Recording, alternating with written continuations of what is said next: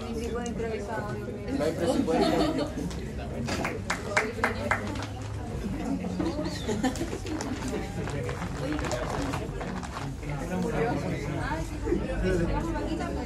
Sí, al fin lo hablamos.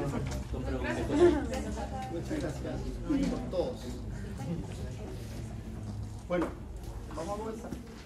Vamos a empezar a estudiar el sistema nervioso, que ya gran parte la han visto ustedes en anatomía, otra parte la han visto en neurociencia. Entonces, este sistema en realidad cuando se hizo, ustedes llegaron con la malla nueva, nosotros generamos la malla nueva. Entonces, cuando se parte del inventario ya de la universidad. Entonces, cuando se hizo el curso se pensó en descomprimir neurofisiología que estaba súper abultadito y también en fisiología 1 teníamos inmuno aquí dentro del curso, así que era harto. ¿Ya? El año pasado cambió y bueno, ahora nos enfocamos un poco más a cosas puntuales de la neurofisiología, como los sistemas sensitivos, los sistemas motores, tanto motor somático como el autonómico, eso menos clase al final. ¿Ya?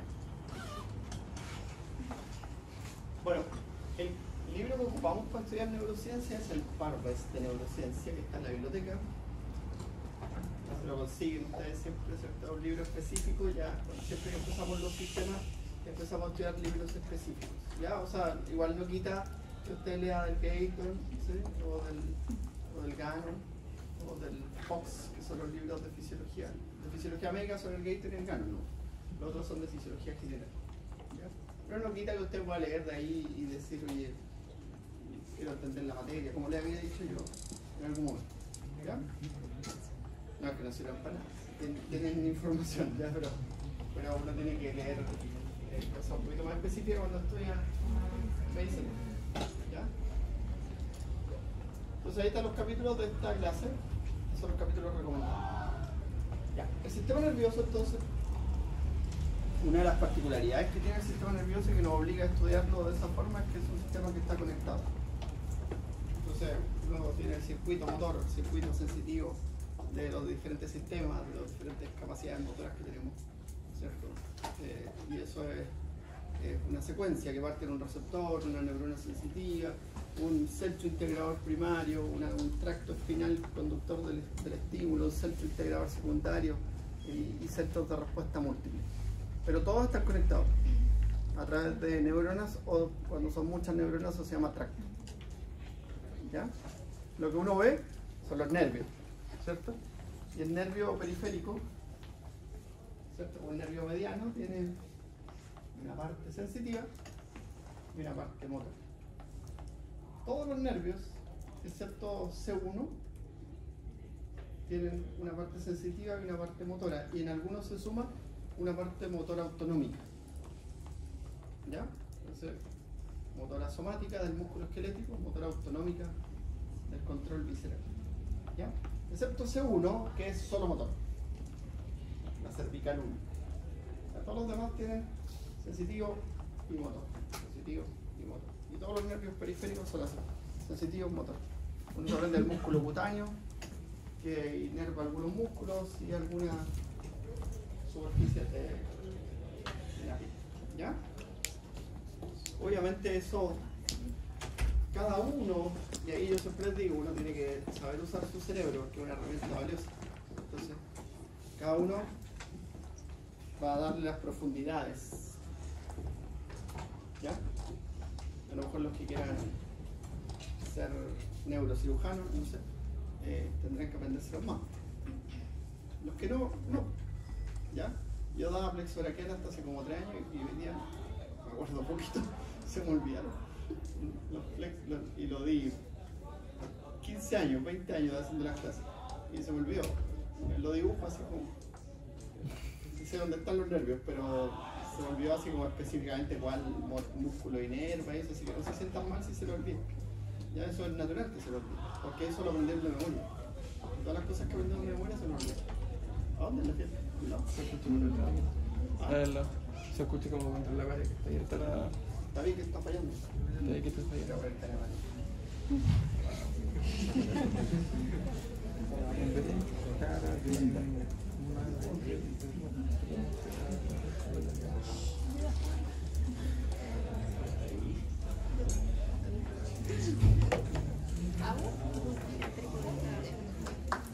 Sí, está en Blackboard. No lo he descargado, pero sí está.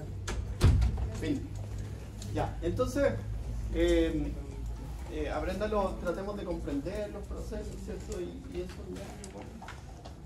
Como les digo, algunos, como nuestros estudiantes que están en la beca neurocirugía y el psicólogo, yo me siento orgulloso de los veo que trabajan con un cariño que tengo como paternal.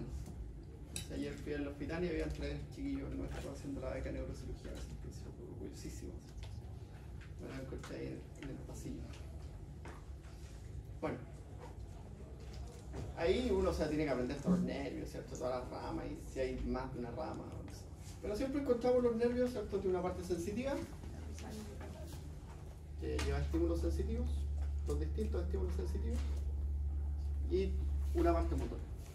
Y esa parte motora a veces tienen terminales autonómicas, ¿cierto? Como ocurre de T1 a L3, ¿cierto? O como los pares craneanos 3, 7, 9 y 10, que tienen una parte autonómica. Entonces, el óculo motor tiene una parte motora para los músculos del ojo, entonces se llama óculo motor, y tiene una parte motora autonómica para controlar cómo enfocamos los objetos cercanos. ¿Ya? Y eso es autonómico, es involuntario. Bueno, siempre tiene que estar conectado. ¿Ya? Entonces siempre vamos a tener un circuito motor, un circuito sensitivo, un centro integrador inicial, que es la médula espinal, un centro integrador secundario, que es el encéfalo, y un área de percepción de los estímulos y de planificación, que es la corteza. ¿Ya? Ahora, esta imagen yo siempre la pongo, lleva un montón de años en la clase, que muestra una cosa que es súper importante, porque hoy día nosotros entendemos la fisiología, la neurofisiología desde lo funcional. Antes, por muchos años, aprendimos la neurofisiología en torno a lo patológico, y ahí como que la gente empezaba con una idea y terminaba con otra. Por ejemplo, había gente que estudiaba, por ejemplo, un área del cerebro que cuando una persona tenía un accidente cerebrovascular se dañaba y perdía tal función. Entonces decían, entonces esa área es el centro de control del apetito.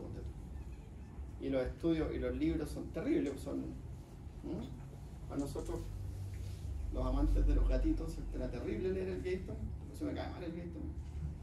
Eso dice que si a un gato le queman el núcleo lateral del hipotálamo, pierde el apetito. Si le queman el núcleo ventromedial, pierde la sed. Y pucha, pobre gato. ¿Sí? Bueno, así se estudiaba la neurofisiología hace más de 20 años. ¿Ya? Hoy día se pueden estudiar con estas técnicas, que son técnicas de neuroimagen, en la cual tú puedes visualizar la función del cerebro no invasivamente. Como por ejemplo el PET scan, ya que es un escáner al cual se le adiciona a una persona, se le inyecta un medio de contraste que reacciona con algún proceso. El más famoso es el PET scan porque hay unos medios de contraste que reaccionan con el metabolismo de la glucosa. Entonces, donde hay metabolismo de la glucosa te muestra algo como eso. ¿Ya? Entonces ahí tú puedes ver cuando una persona sana mueve la mano derecha. ¿Ven?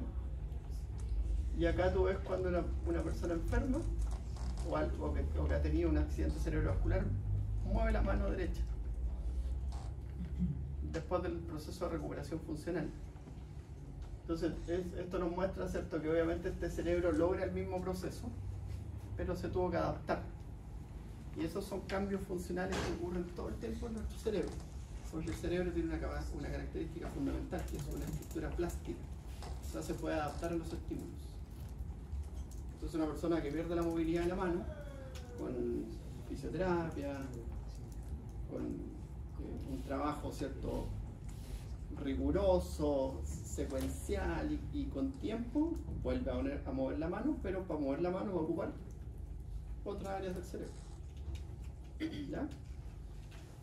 Todas estas técnicas que están acá, la electroencefalografía, por ejemplo, hoy día hay electroencefalografía de 128 canales, la tradicional es de 12 canales, la que le hacen a usted para diagnosticar cualquier enfermedad.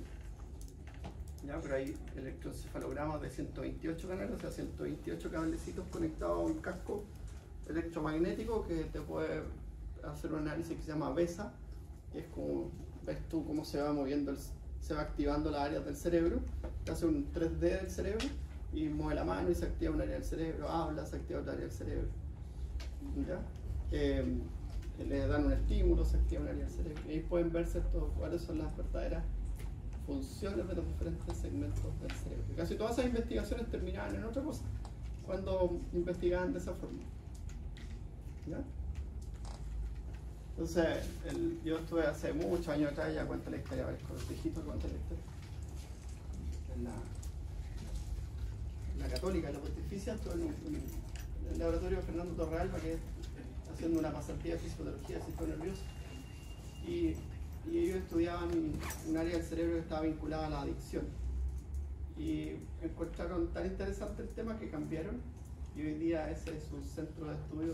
El doctor Torrealba lamentablemente falleció hace años, pero la gente que quedó ahí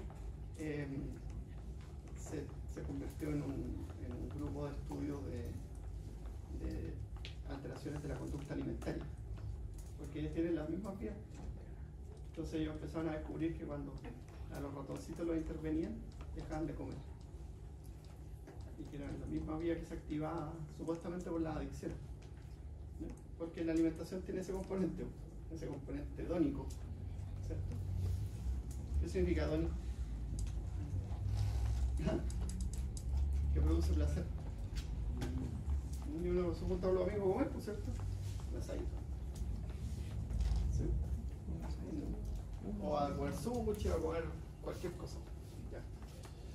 Bueno, y todas estas son diferentes técnicas. La resonancia magnética funcional, ¿cierto? Aquí sale lo que ocurre, ¿cierto? Se incrementa la actividad neuronal cuando incrementa el flujo sanguíneo y el consumo de oxígeno en áreas, y eso lo detecta el equipo. ¿Ya? Esta otra, ¿cierto? El PET scan normalmente requiere un fluoróforo, ¿ya? Que es un medio de contraste que es radio lúcido, o sea, tiene actividad radiológica y se puede ver, ¿cierto? Entonces, tú puedes ver áreas de neurotransmisores, por ejemplo, la distribución, el mapeo de receptores. En la mañana había le grabé la clase de subí la clase de ayer, grabada a la plataforma porque la grabé para Santiago, entonces se la pasé a ustedes también, ¿ya? Y me quedé dando vueltas con lo de la marihuana ayer. Entonces encontré un artículo donde hacían un PET scan mapeando los receptores cannabinoides. Entretenido, ¿ya? También un partido de fútbol, no sé qué está jugando. ¿Un partido de fútbol? ¿Ah? Madrid con el Arsenal, pero esos equipos son de otro país, no tienen la gracia. No juega la U. Aquí la gente es como hincha de equipo de otro país. Yo soy de la U de que nací.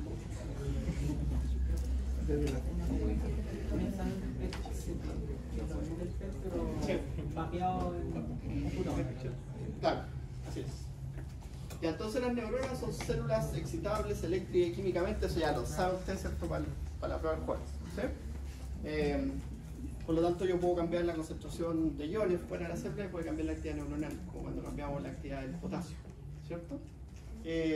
O también, ¿cierto? Está especializada en la transmisión de señales, y eso lo sabe para mañana, ¿cierto? Es capaz de secretar neurotransmisores y propagar señales entre ellas y formar circuitos, ¿ya? Y lo que no hemos conversado, ¿cierto? Que vamos a hablar ahora, ¿cierto? Y en estas clases, es que es una célula que tiene una capacidad plástica, o sea, puede adaptarse a los estímulos y formar redes y conexiones con otros neuronas. Entonces usted, algunos, ¿cierto? Sabrá tocar guitarra, algunos sabrá tocar piano. ¿Y cómo aprendió a tocar piano? Practicando. ¿Sí? Algunos tienen un talento así como básico, ¿sí? Pero la gente lo hace practicando, ¿no? Porque el que practica más es mejor. ¿Sí? Así de sencillo. ¿Y eso cómo ocurre? ¿Cierto? Porque nosotros le estamos entregando un estímulo. Y hace un tiempo atrás, ¿cierto? Tú tienes la neurona y la célula blanco. Y esta neurona con esta célula blanco están en un contacto continuo, estrecho. De tal forma que si esta falla, se atrofia la célula blanca. Y si la célula blanca falla, se atrofia la terminal sináptica. Y eso parte desde el crecimiento, porque si esta célula blanco manda señales, esta neurona empieza a formar conexiones con ella. ¿Ya? Y eso se conoce como plasticidad neuronal. Ahora, la plasticidad neuronal permite la reconexión periférica. Los nervios periféricos pueden volver a conectarse. ¿Ya? Y eso tampoco es tan viejo, eso del año 2000, de la década del 90, ¿cierto? Se empezaron a hacer cirugías en que las personas que perdían conexiones volvían a conectar los nervios, ¿cierto? Periféricos.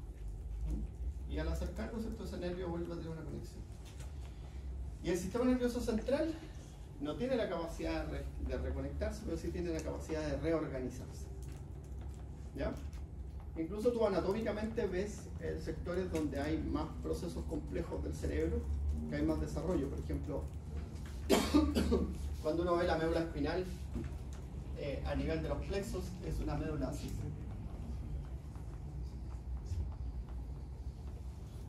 Como la típica médula espinal, ¿cierto? Pero cuando la vemos, ¿cierto? La médula espinal torácica, por ejemplo, es así. ¿Es distinto? ¿Cierto? Incluso ustedes aprendieron que había un ensanchamiento de la médula espinal en el plexo lumbar y sacral y un ensanchamiento de la médula espinal en el plexo braquial. ¿Cierto? Y eso demuestra que hay más conexiones, hay más vías ascendentes, más vías descendentes. ¿Ya? Incluso en la corteza, nosotros tenemos la corteza. En la corteza se divide en motor y sensitiva, y la parte sensitiva es la parte motora. Tú tienes aquí un tremendo espacio que corresponde a la cara. Otro tremendo espacio que corresponde a las manos. Y el resto es para el resto del cuerpo. Se llama homúnculo. El homúnculo sensitivo y el homúnculo motor. ¿Cierto? Y uno cuando ve, por ejemplo, el homúnculo que está hoy día haciendo la noticia, ¿cierto?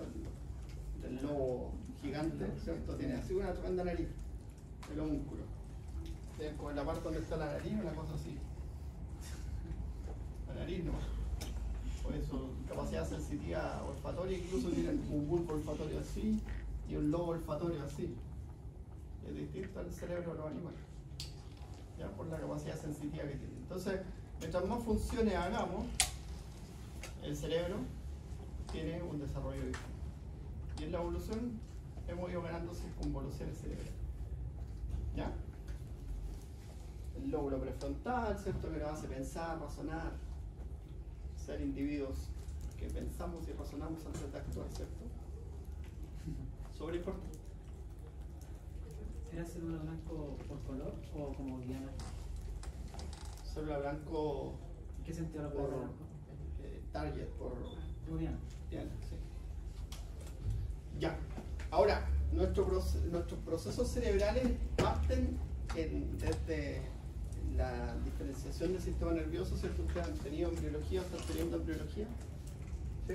Toda esa la neurilación, el desarrollo del sistema nervioso. Aquí vamos a sumarle factores hormonales y neuronales que participan en el desarrollo del sistema nervioso en el periodo prenatal y en el periodo postnatal. ¿Ya? Y ahí se van desarrollando distintas cosas. Pues, por ejemplo, usted puede aprender a escuchar, aprende a hablar, aprende a reconocer objetos, ¿cierto? Los que sean especialistas en niños, y los futuros pediatras, tanto hombres como mujeres, ¿cierto? Que se dediquen a la pediatría, se saben todas esas cosas. Entonces uno dice, por los neurólogos infantiles, ¿cierto? Dicen, oye, el niño a esta edad tiene que decir 12 palabras. ¿Sí? Y te dicen, el neurólogo, a esta edad tiene que cruzar los brazos, a esta edad tiene que mirar de frente, a esta edad tiene que... ¿sí? Pero esas cosas van desarrollándose entonces después del nacimiento. ¿Sí? Y es distinto, ¿cierto?, a lo que uno ve en el campo, que hay una vaquita que cae de la vaca, se para y empieza a mamar a los 40 minutos y anda corriendo al otro día, ¿ya? Bueno, pero es distinto, o sea, solamente es distinto, ¿no? ¿Ya? No es que sea mejor o peor, hay que aprender en la vida a quitarse eso que es mejor o que es peor, porque aquí no hay nada peor ni mejor, ¿ya? Es distinto, ¿no? ¿Ya? Bueno, entonces el proceso de mielinización, ¿cierto?, culmina va entre los 2 meses y los 5 y los 10 años, el proceso de mielinización neuronal. No quiere decir que después no siga ocurriendo, sigue ocurriendo, si no, no existirían las enfermedades del mielinizante, ¿ya?, que pueden afectar el proceso, ¿ya? Bueno, las funciones cognitivas superiores, ¿cierto?, como la corteza prefrontal, y esto tiene un descenso cercano a la edad de usted, ¿sí? Y es lo que le decía yo el otro día. Ustedes se van a reconocer después, unos años después, algunos ya más grandes, especialistas en algo, subespecialistas en algo, no sé, pero son iguales, ¿sí? Como les decía yo ayer, me encontraba con mi exalumno, los mismos chiquillos amorosos que conocí y con las mismas características que conocí siempre. Uno era chistoso, el otro era más calladito, la otra niña era muy amorosa, y son iguales, porque uno define su personalidad aproximadamente hasta los 20 años. Y después, cuando uno crece, lo malo se marca y lo bueno también se marca. Solamente uno tiene que hacer que lo malo se marque menos. Porque todos tenemos cosas malas. Yo también tengo cosas malas. ¿Sí? Entonces no hay que sentirse culpable. Por eso, lo único que tiene que hacer uno es no juzgar al otro. Porque si juzga al otro, se hace perfecto. Y cuando uno se hace perfecto, nadie te puede criticar. No te puede equivocar. Cuando uno se equivoca, espera que la gente lo comprenda, ¿no? Así que ese es un consejo de papá. Bueno, entonces los niveles de sinapsis de los adultos, ¿cierto?, se mantienen estables durante el crecimiento, ¿cierto? Y por ejemplo, mira ahí arriba. ¿Qué no cambia? ¿Qué no cambia? ¿Qué no va cambiando? La formación de sinapsis dependientes de la experiencia, eso no va cambiando. Y la neurogénesis del hipocampo tampoco cambia. Uno siempre aprende, todos los días uno aprende. ¿Ya? Y mientras, en este mundo, mientras más uno sabe, más ignorante se siente. Yo cuando me meto ahí en el computador, que para mí es maravilloso que exista el computador, se los confieso. Yo cuando estaba en la universidad no tenía computador. Me compré un computador para salir a la universidad para escribir la tesis, para meterme un posgrado. Y cuando me meto ahí yo digo, oh, tantas cosas que voy a leer. Entonces más uno sabe de un tema, o más te metís dentro de un tema, más información hay. Abrís como una ventana así de... Me dice, en la mañana puse cannabinoides, ciclo circadiano, disrupciones. Como 700 artículos, dije, ¿cuál leo? Bueno, entonces eso es súper importante tenerlo claro, ¿sí? Sobre todo ustedes, porque eligieron una profesión, como dice Sergio Castillo, que nos tratan bien toda la vida.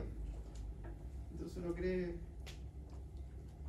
que hay un riesgo alto de perder una capacidad súper importante que hay que tener en la vida: la humildad.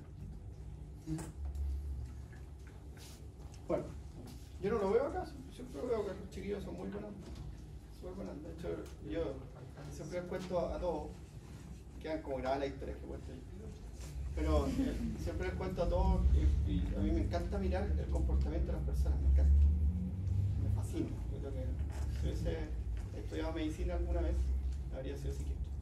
Me encanta, de hecho trabajo en investigación en eso, en psicofármacos, respuesta al estrés, respuesta al dolor.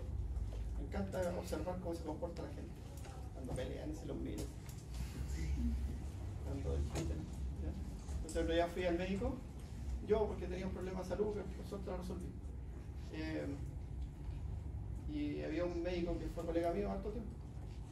Y trataba pésimo a la paciente. Bueno, no me saludó porque está en la clínica, entonces en la clínica él era levitaba. Ya, entonces yo era un mortal, estaba sentado en una banca. Fue colega mío 10 años, compañero de oficina, la oficina del lado. Y trataba súper mal a la paciente. Súper pésimo. Porque esa persona paga por ir a esa consulta, caro. Su única oportunidad capaz que juntó sus pesitos para ir a que el médico especialista, su especialista le dé su opinión y le tratan mal. En cambio, el que fui yo, un amor. ¿Sí? Cabrón joven, súper simpático como usted. Un amor de persona. No lo conocía, yo lo conocí.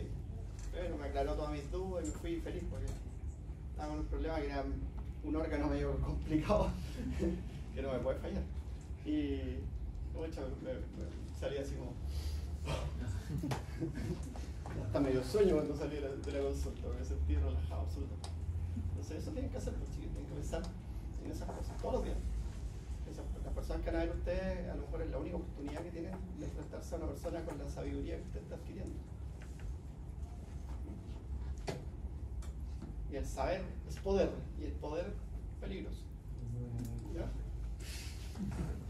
Bueno, entonces eso no se pierde nunca, esto no se pierde nunca, siempre lo está. Por eso existen las enfermedades neurodegenerativas que se afectan estos procesos. En el Alzheimer, en el Parkinson, se afectan estos procesos, la neurogénesis del adulto.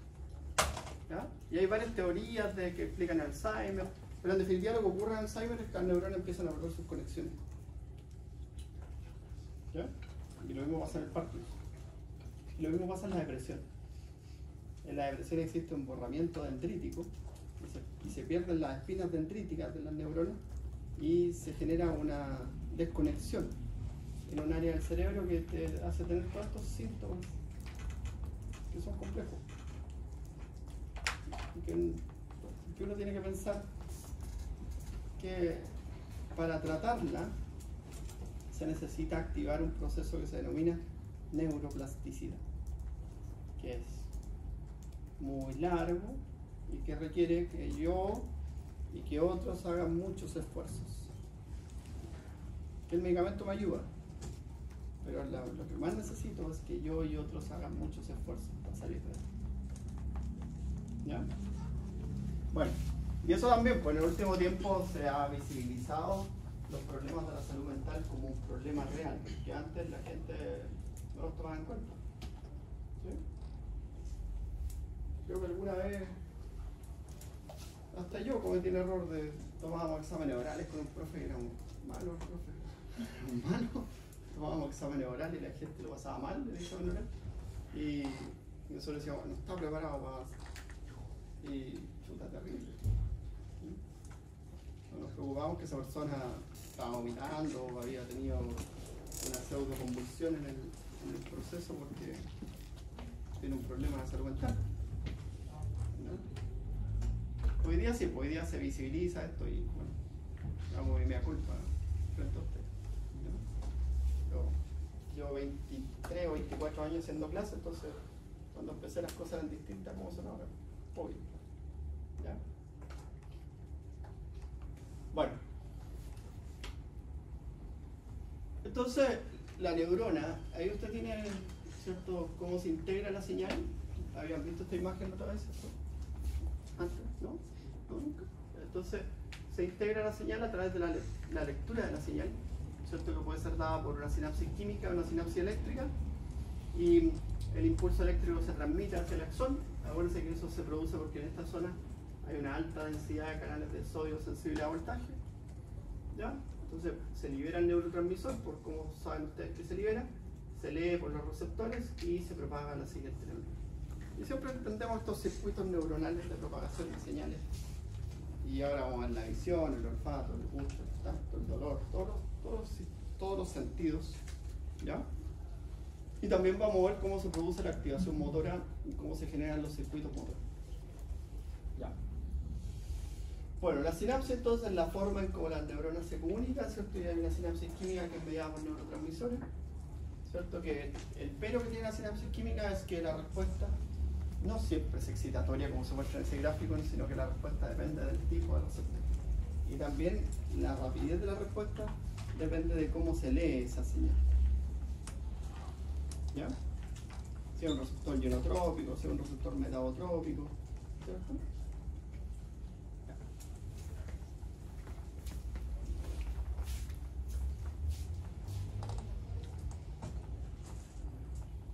Ahora, este modelo sináptico, ¿cierto?, se ha ido complejizando en el tiempo, ¿cierto? Y hoy día se muestra una activa participación de las células que son parte del tejido conectivo del sistema nervioso, ¿ya?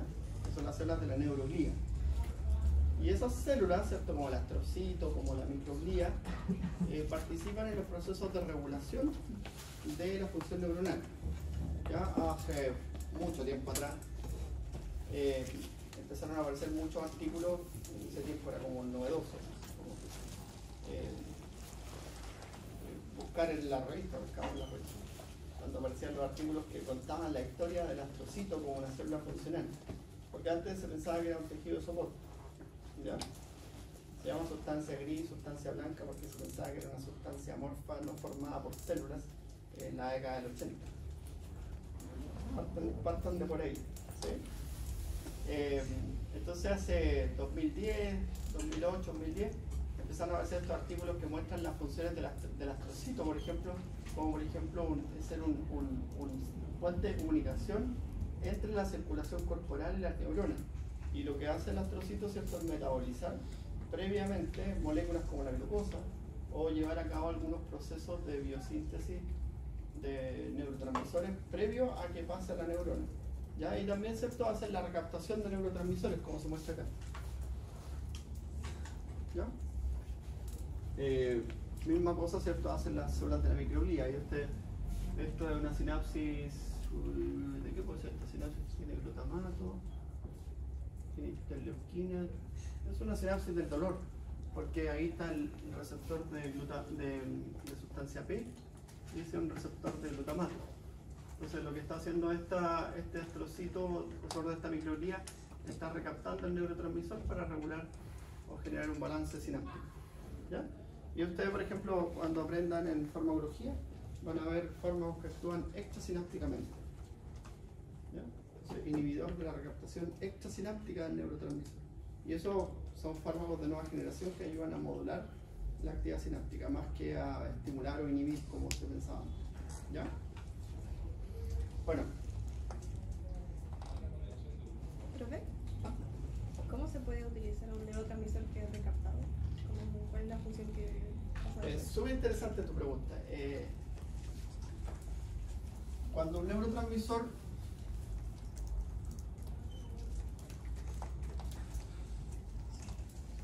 en la recaptación, por ejemplo, ¿cierto? Los recaptadores de serotonina, ¿cierto? 5-HTT, serotonin transporter. Y estos, por ejemplo, si yo lo bloqueo, voy a hacer que este neurotransmisor exista por más tiempo. ¿Ya? ¿Ya? Y eso no busca eso. No busca que exista más neurotransmisor y que tampoco la teoría de que la depresión es una enfermedad asociada a un descenso de neurotransmisores se abolió hace 20 o 30 años. ¿Ya? Lo que busca es que este neurotransmisor genere una sobreestimulación y con esa sobreestimulación esta neurona y esta neurona generan un cambio regulador de neurotransmisor. ¿Ya? Entonces, por ejemplo, esta neurona sobreexpresa un receptor que se llama 5-HT1A que hace que disminuya la descarga de serotonina. ¿Ya? Y en esta neurona lo que hace la serotonina es activar la plasticidad. Entonces se crea un nuevo ambiente regulado de la secreción del neurotransmisor con los fármacos. Y eso es lo que buscan los fármacos. ¿Ya? Bueno, esta es una sinapsis eléctrica, ¿cierto? Las neuronas están conectadas por puentes o uniones GAP. ¿Ya saben lo que es una unión GAP, cierto? Sí. Perfecto. ¿Qué es un canal? La unión en gap son canales. Ven aquí dice. Estas son imágenes del purpose. Todos son del purpose. El libro de neurociencia que la recomiendo. Profe, consulta otro ejemplo de esos bloqueadores de recaptadores de neurotransmisiones puede ser el adrenal. ¿Qué principio activo tiene eso? ¿Cómo se llama? Adrenal. Una mezcla de anfetaminas. Ah, sí, las anfetaminas. Pues las anfetaminas inhiben la recaptación de adrenalina. Entonces son psicoestimulantes. Entonces mantienen las adrenalinas que ya habían sido, por así decirlo, secretadas más tiempo. Y a largo plazo, tu sistema aprende a controlar la sinapsis noradrenérgica, por lo tanto controla la hiperactividad, aprende a controlar los impulsos y otra serie de factores. Inicialmente producen, de hecho cuando los dan inicialmente los dan tanto los antidepresivos como los fármacos para tratar los trastornos de la conducta como la hiperactividad, los dan con benzodiazepinas porque el efecto es como muy de golpe. Entonces, por ejemplo, la serotonina te puede producir insomnio, náusea, un montón de cosas que los que han sido usuarios de antidepresivos los conocen, esos efectos adversos. Las anfetaminas pueden producir taquicardia y otras complicaciones al inicio. O sea, hormigueo, temor, inquietud, insomnio.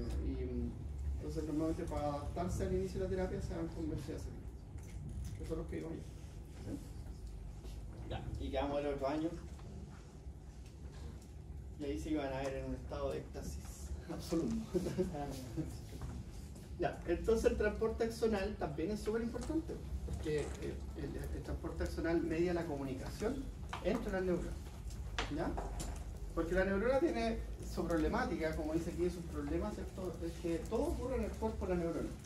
¿Ya? Pero tiene que transmitir ese cambio hacia un lugar distante a través de una estructura que se llama axón. Y el axón es eso. Estos son microtúbulos. ¿Ya? Son microtúbulos, o sea, son parte del citoesqueleto de la neurona, que dentro es un mundo la neurona. ¿Cierto? Aquí uno tiene que ampliar su imaginación. ¿Sí? Y siempre me imagino la neurona como la estrella de la muerte. ¿Cierto? Que adentro tenía como canales y cosas así de comunicación, ascensores. ¿Sí? Tiene que imaginar estas cosas. ¿No es la estrella de la muerte? Qué bueno, son de los mismos.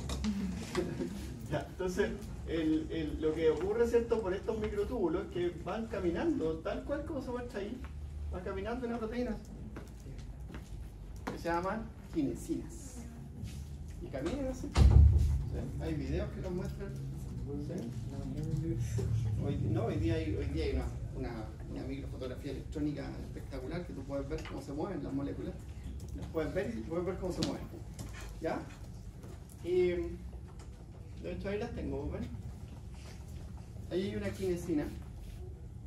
¿Ven? Hay una kinesina.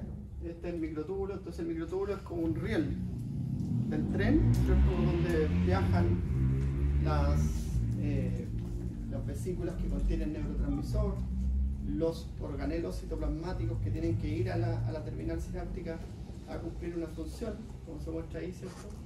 Y también, ¿cierto?, regresan al cuerpo neuronal, por ejemplo, los aminoácidos o los que son precursores de neurotransmisores. Por ejemplo, la colina, de la acetilcolina, regresa por una vesícula, vuelve por un transporte retrógrado, vuelve al soma para ser utilizado y volver a formar acetilcolina. ¿Ya? Y también viajan las mitocondrias, ¿ya? Porque estas moléculas, todas estas proteínas son proteínas de transporte dependientes de ATP. ¿Ya? Ahí está PIN, que es una tinción antigua, fluorescente, ¿cierto?, que permite ver el avance que tiene una molécula a lo largo del axón. Y existe un transporte axonal rápido, ya que normalmente es anterógrado y retrógrado, ¿ya?, que permite movilizar esto, organelas y vesículas, y un transporte axonal lento que lo usa la neurona para crecer. Entonces la neurona está así, ¿cierto? Y de repente dice, oye, dicen que vamos a formar la línea 4 y nos vamos a conectar con las células del hipocampo. Y hay una conexión ahí con el hipocampo. Entonces van unos núcleos basales, se conectan con el hipocampo y ¿qué van a hacer ahí? Le van a ir a pasar neurotransmisores excitatorios para que el hipocampo se active. Y ahí eso ocurre siempre, porque ya dijimos que el crecimiento neuronal siempre está presente. Entonces, en la enfermedad neurodegenerativa, una de las teorías de las enfermedades neurodegenerativas y que se han visto, ya se han visto en cortes de cerebro de pacientes que han muerto, ¿cierto? Una desorganización de esta estructura. ¿Ya? O sea, de hecho hay una proteína que se llama proteína Tau, que se estudia harto en el Alzheimer, ¿cierto? La van a escuchar ahí con el profe Lucas. Y hay una alteración de estos microtúbulos, una desorganización. ¿Sí? También existen infecciones virales, como las infecciones por herpes virus, que el herpes virus se mete aquí y el herpes virus va dejando la escoba, va desorganizando todo en su camino al núcleo. Porque el virus, ¿qué quiere? Ir a buscar el ADN para replicarse. Entonces se desorganiza. Y más encima, cuando el virus llega al soma neuronal, empieza a sintetizar proteínas víricas, y nosotros tenemos un sistema que se llama sistema inmune, que reconoce a esas células como una célula extraña, entonces nuestro sistema inmune las destruye. Y se producen las parálisis faciales y todas esas enfermedades que están asociadas a las infecciones por herpes virus, los dolores. A veces hay gente que tiene herpes cutáneo, ¿cierto? El que tiene unos dolores terribles o pérdida de sensibilidad en algunas zonas del cuerpo. ¿Ya? ¿Pero específicamente qué virus es? ¿Tipo 2? Eso no sé. Sí, sabe la profesora, la doctora Concha. Yo sé que un herpesvirus y ya con eso para mí es microbiología, no sé. O sea, los antibióticos, lo justo necesario, que te puede saber para vivir. ¿Ya? Bueno, entonces, ¿cierto? El estímulo tiene un potencial de acción. Siempre es importante que para llegar al potencial de acción, ¿cierto? El estímulo tiene que ser subumbral, o supraumbral, perdón, ¿cierto? Porque hay muchas de estas señales que a veces desaparecen. ¿Ya? Desaparecen. Ahora, el concepto este que está aquí, ¿cierto? Es muy importante. Aquí abajito, ¿cierto? Muestra algo que es interesante. Cuando yo estimulo un área, que se propaga, y eso por lo tanto anula las señales provenientes de otra área. Eso se llama inhibición lateral. Y eso es algo súper importante que eso teníamos, así que está pasando una burbuja de ahí.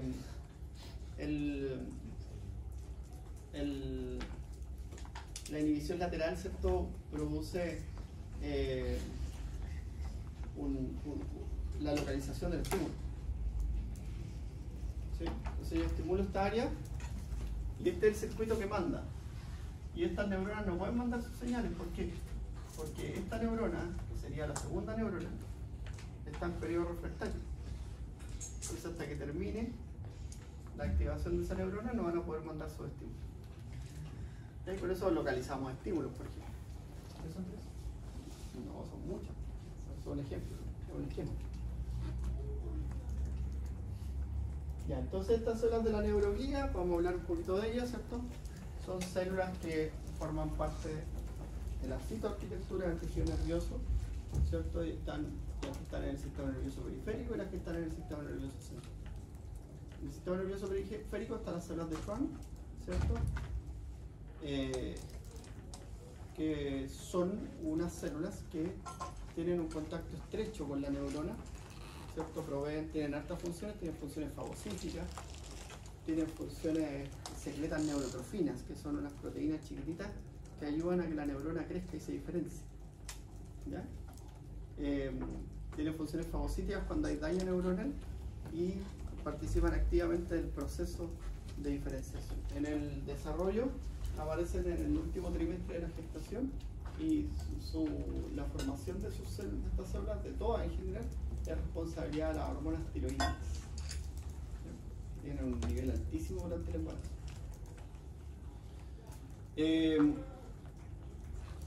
Las células satélites son otras células, ¿cierto?, que forman parte del tejido nervioso periférico, normalmente están ubicadas en los ganglios. ¿Qué hacen las células satélites? ¿Qué es un satélite? ¿Ah? Orbita. Ya, pero ¿para qué? ¿Para qué le ponen un satélite afuera del planeta? Que tenía una noticia que hay un montón de satélites, ¿cierto? para vigilar, ¿cierto? Entonces la célula satélite cumple esa función, está controlando el aporte de nutrientes en las neuronas. Entonces, ¿se le ha dormido un brazo alguna vez? Hiperpolarizan las neuronas, ¿cierto? Cuando hay un déficit del aporte de oxígeno o de nutrientes. Bonita su función, porque eso tiene un rol protector. ¿Ya? El tejido nervioso es un tejido muy dependiente del flujo de oxígeno.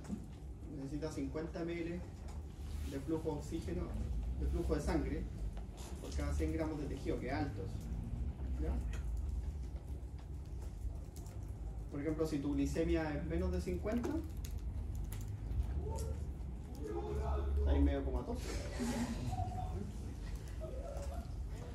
Ahí medio como a tos.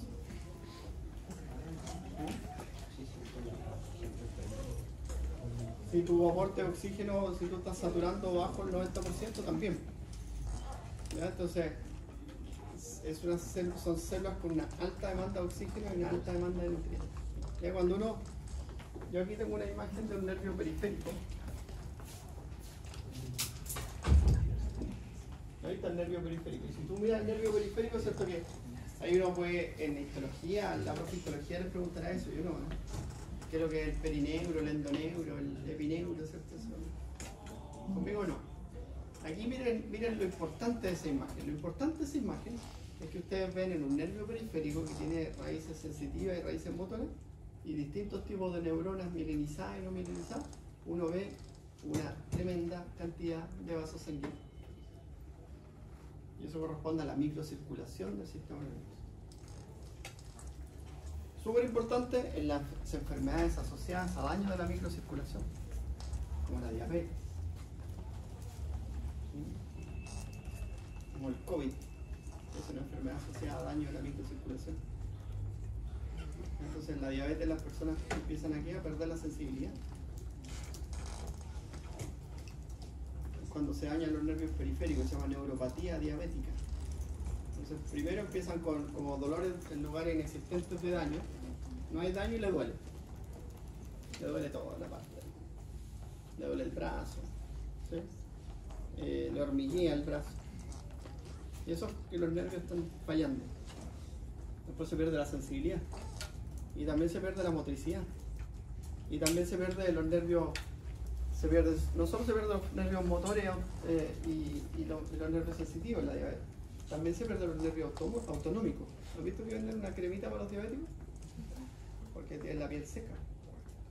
Porque pierden los nervios autonómicos que regulan la secreción de sudor y la secreción mucosa de la piel. También se afectan los nervios autonómicos. Entonces también generan alteraciones de la respuesta autonómica. ¿Ya? Bueno, y aquí tenemos, ¿cierto?, una célula de Schwann en el proceso de mielinización. ¿Ya? Entonces, ustedes ven, ¿cierto?, la célula de Schwann libera esto, ¿ya? Y produce unos, aquí está el factor neurológico o neurotrófico derivado del cerebro, ¿cierto? El famoso BDNF. Aquí hay neurotrofinas, ¿cierto?, que son secretadas por la célula de Schwann. Y eso lo que hace, ¿cierto?, es ayudar al desarrollo de la neurona y a la diferenciación de la neurona. Ahora, eso a veces puede ser malo. Por ejemplo, cuando veamos la fisiología del dolor, y con ustedes igual voy a ver la fisiopatología del dolor. En la fisiopatología del dolor, las neuronas crecen, pero crecen para perpetuar el dolor. ¿Ya? Ahora las neuronas también crecen para que usted toque algún instrumento, Cristian, ¿no? Juega fútbol. Sí, juega fútbol. Para que usted le pega la pelota, ¿cierto? Bien. ¿Sí? Como yo nunca aprendí a pegar la pelota. ¿Sí? Bueno.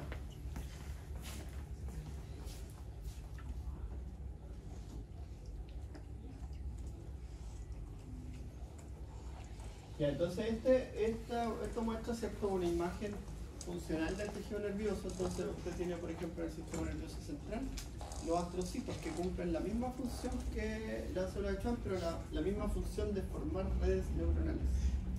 ¿Ya? Entonces el oligodendrocito normalmente une múltiples axones y ayuda a formar los tractos nerviosos centrales. ¿Ya? Entonces, en el sistema nervioso hay hartos tractos, el tracto espinotalámico, el tracto espinocencefálico, espinoreticulares, espinocerebral, se los va a tener que aprender. Y la función, más bien, no de dónde van hasta dónde van, no, la función.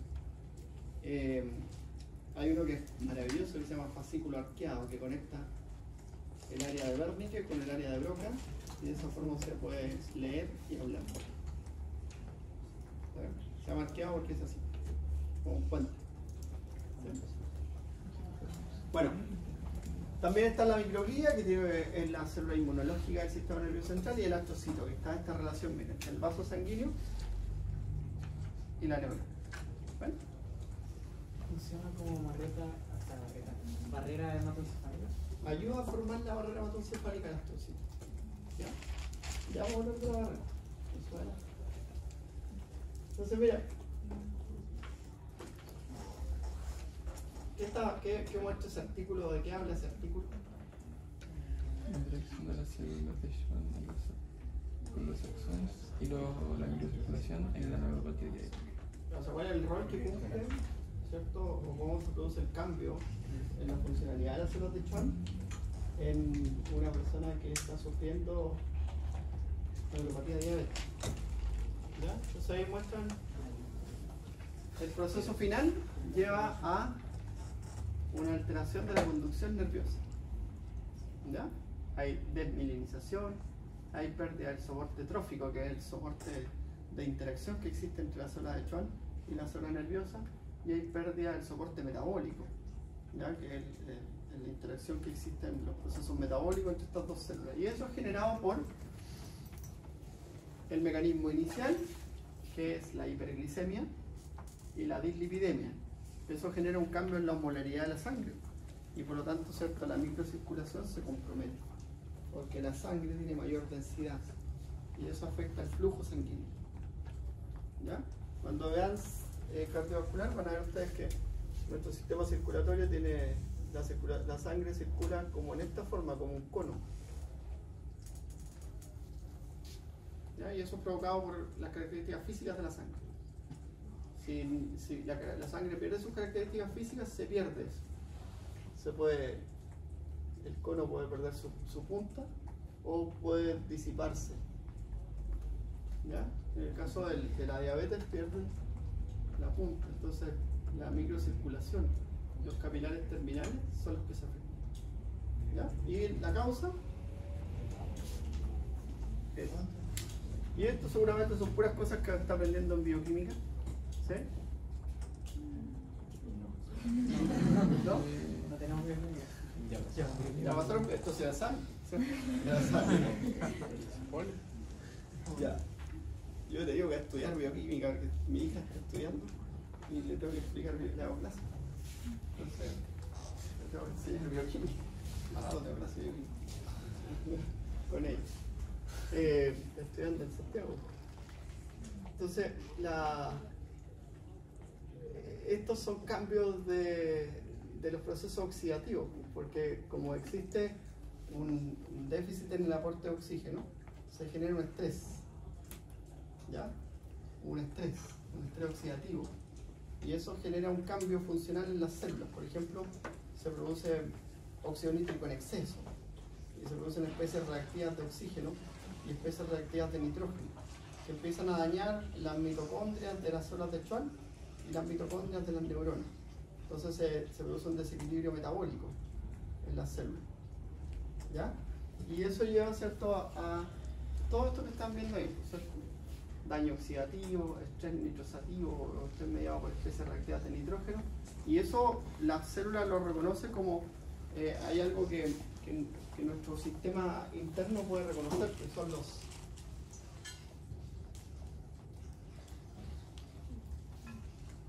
patrones moleculares asociados a daño. Y cuando tu cuerpo reconoce eso en una célula, desencadena la inflamación. ¿Mm? Y desencadena mecanismos de muerte celular, como la piroptosis, por ejemplo. ¿Se acuerdan qué era la piroptosis? ¿No? Fiebre. La piroptosis es el mecanismo de muerte celular mediado por la inflamación. ¿Ya? Entonces, se produce un estrés oxidativo. ¿Ya? Ya, yo espero que hayan aprendido bioquímica porque aquí es necesario bioquímica. ¿Ya? Y el año pasado, que era bioquímica, yo como coordinador académico de la escuela no recibí ningún reclamo de la asignatura. Entonces, yo asumo el día que ustedes saben bioquímica. Porque lo pasaron. Y conozco sus notas. ¿Ya? Así que lo tienen que saber. El estreno en serio se transmite a través de radicales y eso en la sangre. O sea, a todos Y eso es algo que les digo, chiquillos. Yo siempre les comento a los estudiantes y también me involucro en este proceso porque ustedes están haciendo fisiología. Entonces ustedes tienen que aprender aquí fisiología. Si ustedes no aprenden, pero el ramo es fácil, nos sacamos por 6, 7 y pasamos sin aprender. Eso le va a pasar la cuenta, pues. Ya en los ramos que yo hago, que son las asignaturas preclínicas, y en los que intervengo, fisiología, fisiopatología y farmacología,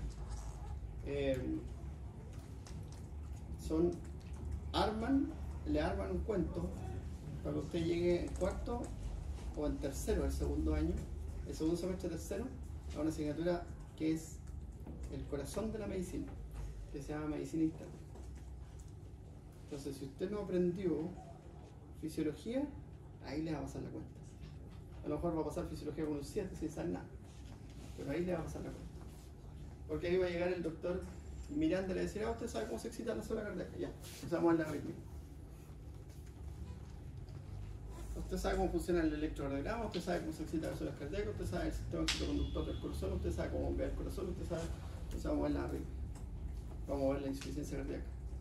¿Ya? Entonces, sean críticos con su formación. Y eso implica criticarme a mí también.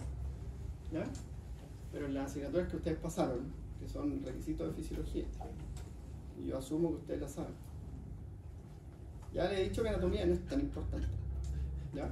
Que hay cosas de anatomía que uno, el detalle que uno, el hoyito del cráneo, ese no se lo tiene para qué saber, el foramen supraorbitario, infraorbitario, sino que es por aquí. Nunca lo hagan. Nunca lo hagan. Pero sí hay procesos biológicos que sí tienen que saber, la bioquímica. ¿Sí? Vamos a ver metabolismo en endocrino, gluconeogénesis, glicólisis, respiración celular, vías metabólicas y cadenas metabólicas. Eso tiene que saber. ¿Ya? Sean críticos. Yo el año pasado no recibí ninguna crítica, entonces asumo que ustedes saben. ¿Ya? Algunos los conocí ahí criticando algunas peleas que tuvieron y los ayudé. Y son testigos de mí, que cada vez que fueron a pedirme ayuda yo los ayudo. ¿Ya? Pero si alguien no hizo nada con la asignatura de bioquímica o de histología, es porque las cosas están bien. ¿Ya? Yo siempre le digo a los estudiantes en mi condición, en la condición del doctor Castillo, en la condición de la doctora Villalobos, lo que hacemos nosotros es buscar al mejor para que le haga clase. Pero cómo le hace esa clase el mejor que nosotros le pusimos ahí, usted nos tiene que contar cómo le hizo la clase. ¿Cierto? Y ahí ustedes tienen que ser críticos. Y sean críticos con su formación, porque la verdad que uno le pesa. ¿Sí? Yo terminé siendo profesor de farmacología, porque cuando estudié, el fármaco me lo hicieron en un día. Hubo un paro así, esos paros de universidades estatales, que uno 5 meses sin clase. Levantó el paro, la otra semana todas las pruebas. ¿Y las clases? Bueno, los profes van a venir un día, le van a hacer clases de las 8 de la mañana hasta las 9 de la noche. Listo.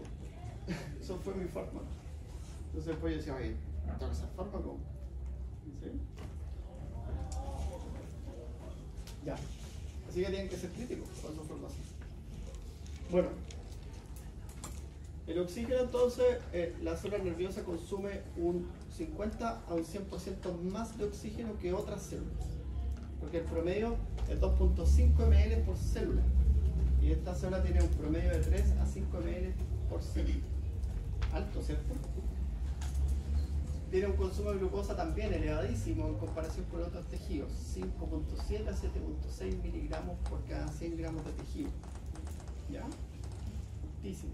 Y la presión de perfusión cerebral es 50 ml por cada 100 gramos de tejido minuto. que también es alto. ¿Ya? También es alto, porque normalmente es entre 20 y 30 ml por tejido. ¿Ya? Excepto el riñón, que es 400. ¿Ya? Bueno. El sistema nervioso está protegido por un fluido, que lo llamamos fluido cerebroespinal o también conocido por los amigos como líquido cefalorraquídeo. ¿Ya? Se produce, es un líquido que se produce continuamente en unas estructuras cerebrales que se llaman plexos coroideos. ¿Dónde están los plexos coroideos? En los ventrículos. ¿En En los ventrículos. en el techo de los ventrículos, en el techo de los ventrículos laterales, en el techo del tercer ventrículo y en el techo del cuarto ventrículo.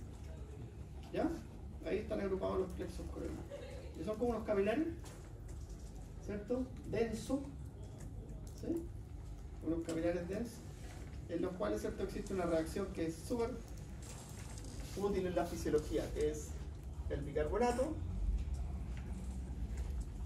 más un hidrógeno por una enzima que se llama anhidrasa carbónica, se convierte en CO2 y agua. Y de ahí viene la agüita. Esta agüita, ¿cierto? Entonces, en esos plexos coroideos está esta enzima que se llama anhidrasa carbónica. ¿Ya?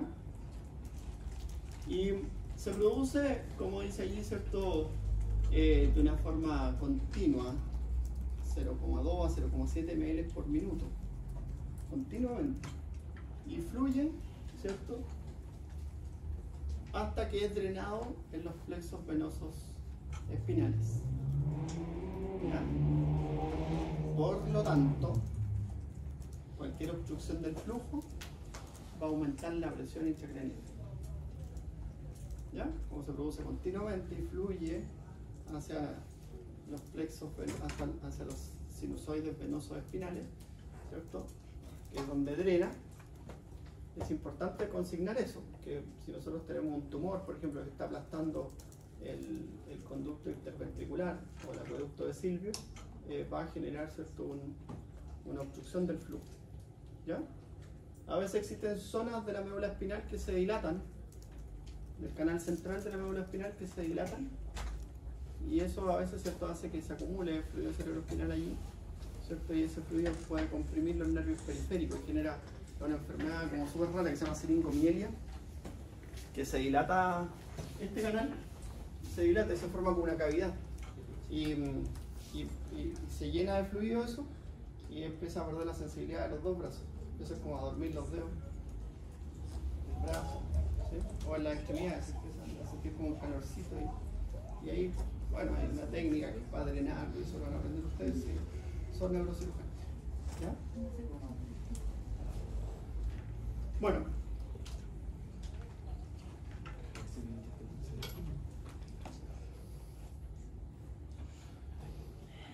mira las características que tiene el fluido.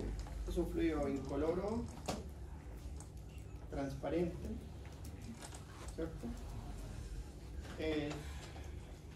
Pobre en células, o sea, no tiene células, piensen mejor que no tiene células. ¿Ya? Como uno dice, mira, células blancas, el conteo de células blancas son 3 por microlitro. Bajito. ¿Ya? Las células sanguíneas, no hay células sanguíneas. 0. ¿Ya? La glucosa, 0,45 gramos por litro. En comparación con la glucosa plasmática, ¿cuánto es? Nosotros tenemos 110 miligramos por decilitro en la sangre, ¿cierto? Y usted tiene ahí, tiene 0,45 gramos por litro. O sea, tiene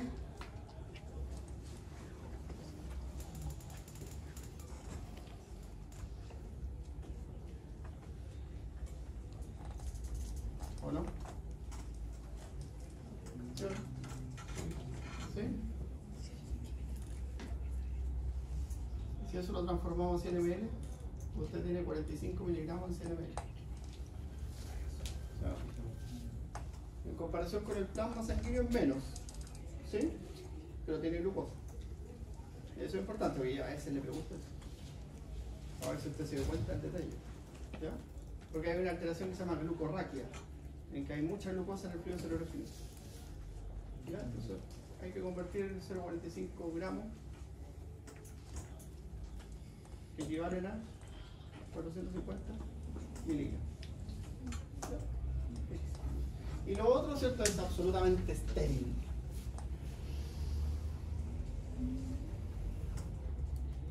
Por lo tanto, si usted pilla alguno de esos ahí, ¿cierto?, es porque hay un problema.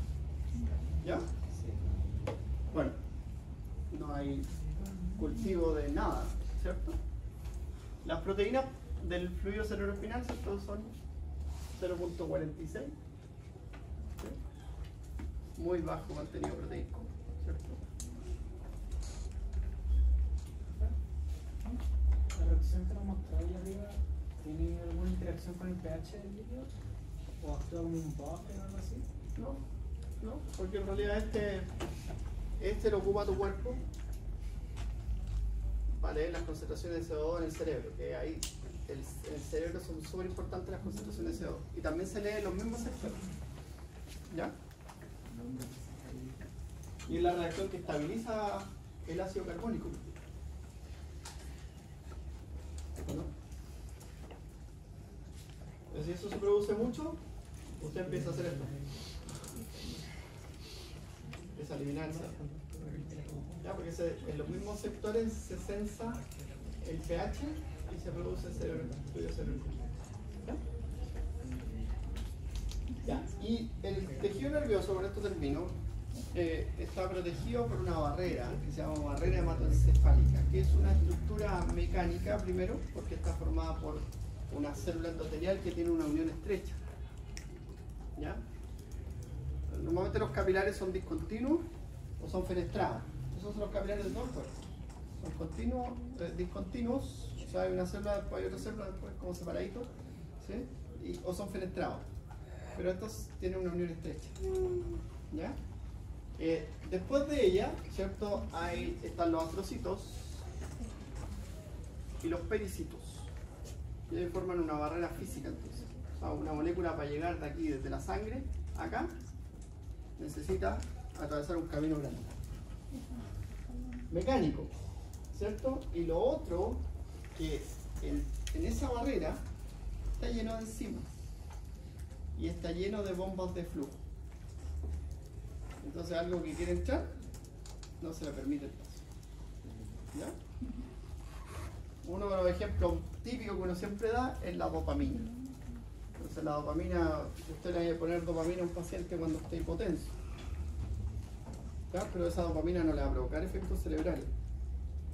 ¿Por qué? Porque al intentar pasar la dopamina a la barrera hematoencefálica se degrada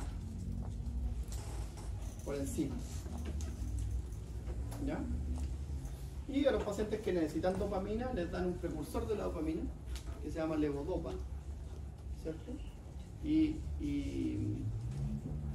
cuando pasa la levodopa por la barrera, la dopamina descarboxilasa la metaboliza y la convierte en dopamina. Entonces llega al cerebro dopamina. ¿Ya?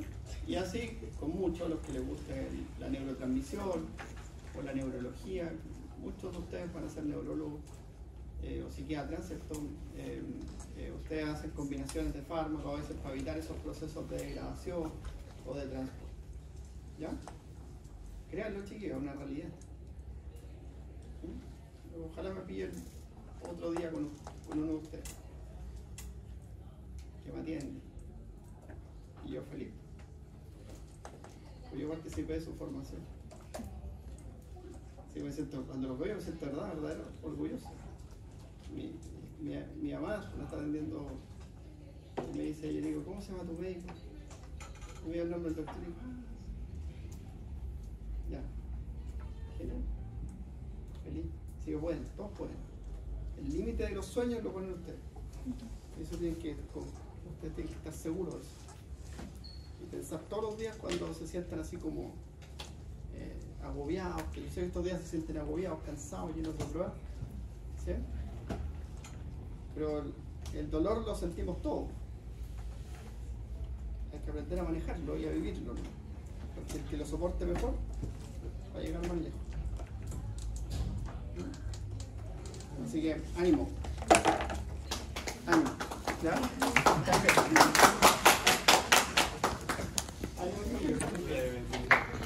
Oye, mañana entonces nos juntamos a hacer una sesión así de consulta, de traigan todas las dudas que tengan y nos quedamos acá un rato, ¿ya? Ya. Así que, ¿Después de la clase o...?